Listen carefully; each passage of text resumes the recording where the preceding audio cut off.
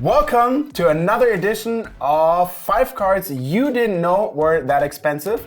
And I'm here with Annika. Hello. Welcome. Hello. I feel like a defense of the dark art teachers that changes my partner all the time. They're all still alive, I promise. But we like to get fresh guesses here. And we're gonna do, I show you 5 cards. And you tell me what you think of the cards, what they're worth you feel like, and why they were something, and then we talk to them a little bit, okay? Okay. But first, you need to subscribe to the channel, because that's what keeps the series going, right? We put this the first time, you said we love it, your subscribe count was off the charts, and that's why we bring it back, because you like it. So hit the like button and subscribe, comment which card you would like to see, which is more expensive, to help others, and if you have some of those and you found and bought something nice. Also, subs keep us alive. Yes. Wanna go? Number 5.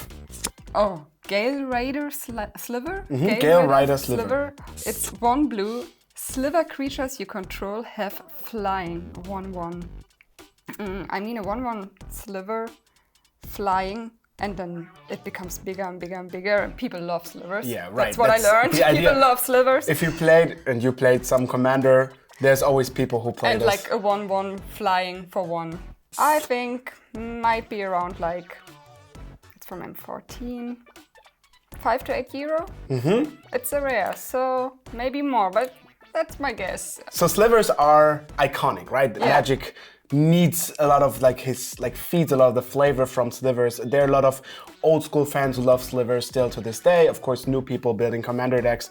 And the good part about slivers is you can't have too many, because they always stack up, they always put more of their abilities onto each other, and they're also not that common nowadays because they just didn't print slivers in a long time.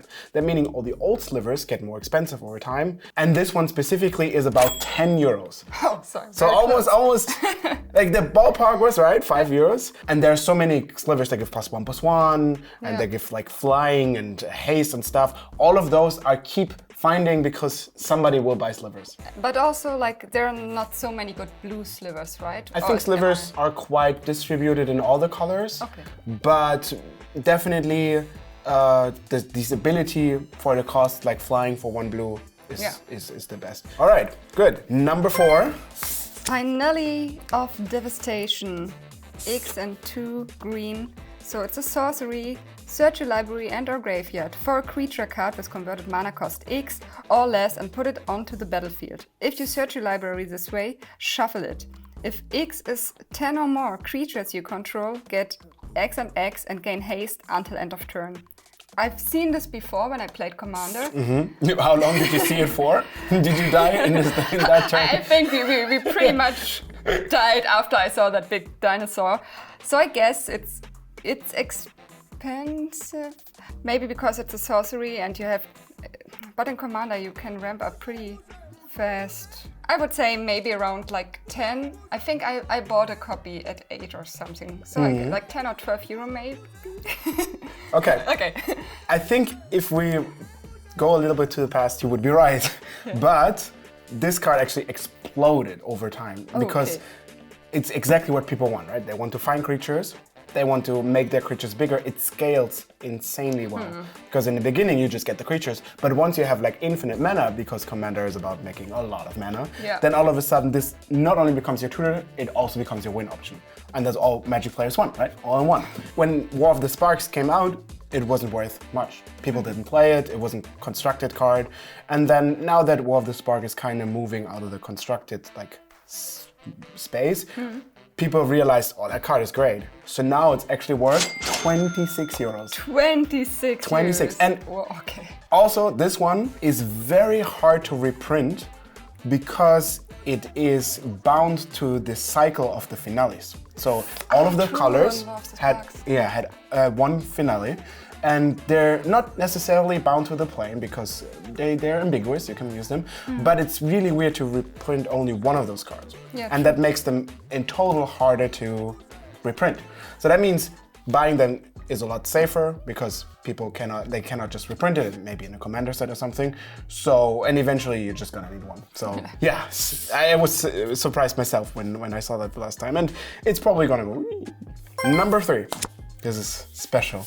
Talisman of Progress. 2 mana. It's an artifact and it says tap it, add 1 to your mana pool, or tap it, add a white or a blue to your mana pool. Talisman of Progress deals 1 damage to you. I mean, I've seen a lot of those around. I have no clue what they're worth. But also the symbol tells me that it's one of the older cards, right? Yes, so this one specifically is from Mirrodin, which is, I mean, about like 20 years old.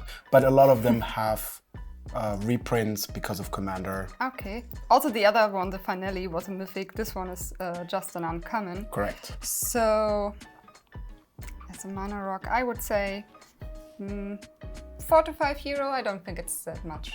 Pretty good.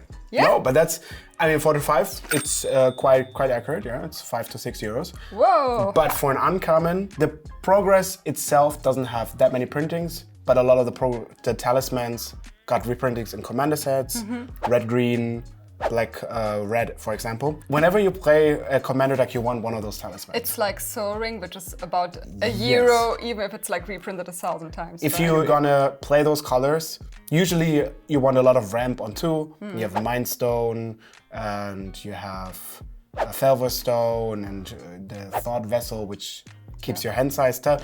And then once you're allowed to play those colors, you want those talismans because they're really good at making your color fixing. And also 1 damages. I mean, Commander, yeah, exactly. This is an uncommon from Mirrodin. A lot of the other talismans are also uncommon from some sets, so printing those at like 3, 4, 5 euros, if you find them in a box, that can add up to quite a lot of money. Number 2. Right, yeah.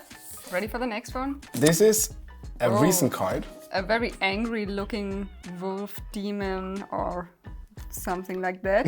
It's Unnatural Growth. Whoa, it's 5 mana. I had to count all the trees because it's 4 green. An enchantment, it's a rare card. At the beginning of each combat, double the power and toughness of each creature you control until end of turn. If you stay for a long time, like 2 or 3 rounds, sounds pretty good. Like right now, I don't see how this can be worth a lot. Also, especially if it's just recently printed. Yeah. In a set that is still played in like standard or stuff. Yeah, I have no clue. Please tell me. So it also was like the Finale in the beginning, a card that looked cute and okay. Yeah. And especially in a set where there are a lot of cards people need for standard decks, like a lot of the value goes to cards that are actually playable. I mean, this is not playable in those decks. It's also solely because people like to make really big creatures out of stuff, and in Commander, it also has like some devotion aspect where you count the mana. Green, yeah, exactly. It's not insanely worth much. It's only about 4 euros compared to the others. But still. But if you pull this in a booster, I personally felt it myself. I thought it was like 50 cents, right? Yeah. And then you just put it in a box, and then eventually you sell it for like nothing. But each of this is so wanted right now from the players who want to play it. And it's a cool and funky ability. Yeah. So don't sleep over it. And if you find it at home in your drafts that you like did 1 year ago, thinking it's just 50 cents. Exactly, yes. And sometimes you just look at this card and you know, that's not gonna worth anything. You're so surprised. And this one, I remember recently, got me. Number 1, my favorite. This is a very old card. Tower of the Magistrate. It's a land. For tapping, add 1 colorless mana to your mana pool. Target creature gains protection from artifacts until end of turn. Both effects are interesting to me. So it seems playable, it's not like a card that no one... It at least makes a colorless mana. Yeah. Can't be too wrong. Yeah, and you need like all different versions of lands in most of like...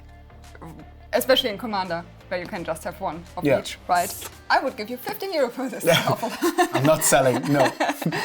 Again, as the same one as before, you're actually pretty close. Oh, okay. If you would go back 6 months or so. What happened 6 months ago? That card is ridiculously good in Commander. And the reason is why you can give protection from artifacts. Yeah. And if you think about what that means, it looks like, okay, somebody has like an artifact and you can protect your creatures. But that's actually not what you're doing with it. You can give any creature protection from artifacts, which means if they're equipped, you can make them lose the equipment. Yeah. So if your opponent tries to hit you with a sword, right? Sword of Fire and Ice.